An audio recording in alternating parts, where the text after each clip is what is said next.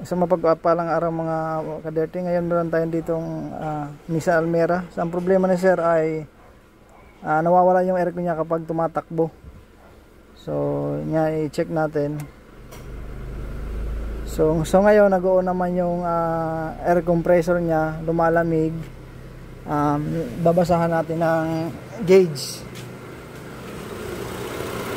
So ito naka-set up na. Ayan. So ang gauge niya is okay naman.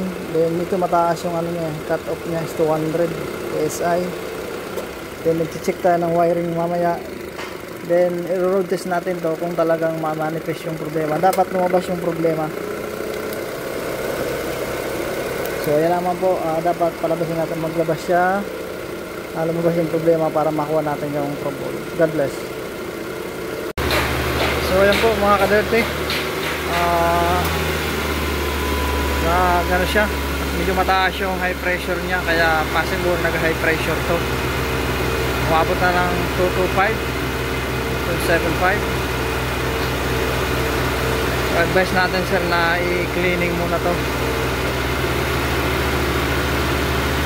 Ayan, may fluctuation yung ano niya.